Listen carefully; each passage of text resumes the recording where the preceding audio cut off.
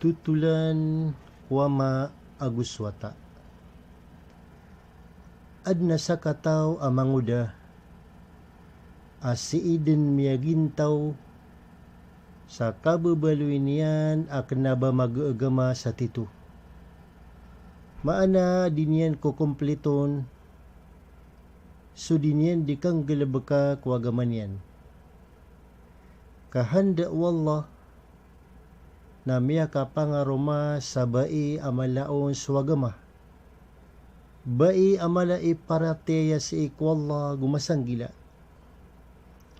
Taman sa riniskiyan sirano Allah adua sa mga wata. Na adna sa kataw ko mga watairan adi makapatero ago di pakanag. Na pianaguntamanan o ina agyang kutwawata akatarbiyaan niyan sa wata iyanuto si Islam na piyamang doon niyan sembayang taman sa mimbeloy mambu agyang kutwawata na may ko koneksyon a puso iyan si isa mas gitalalayon guni din amirampay sa pituragu na idadagyang kutwawata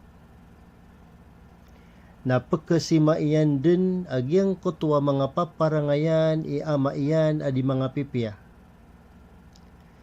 Taman sa initinias yan kaya maiyan aama na gunaking kadnanan. Pakalaang ka, so kiko koneksyon ka si ikwalayo Allah. Napakalaang ka, susimbang ka ko Allah. Nasiyapang ka, so mga sambayang. Na dada na pamamakinaga iama iyan si wata iyan. Na itataros yan din, so mga paparangayan yan adi mga pipya. Miyakay sa amasa, na miyakaw masawalay agyang kutwawata, apo pa kaguraok, apo pa nga lililid alo iyan, na inubay niyan siya maiyan, na inibetadiyan sa Quran sa hadapan niya maiyan, na likat iyan, na inituro iyan nun agyang kuto aayat si isa suratul Maryam, a ikapatapulo agulima. Ya abati inni akhafu ay yamassaka adhabun minar rahman fatakuna lisyaitani waliya.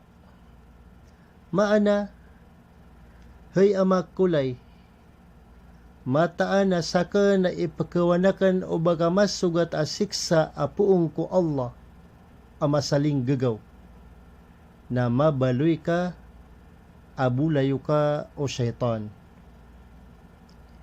Nagyang kutuwawata na panggurao ka din sa sangata kagurao.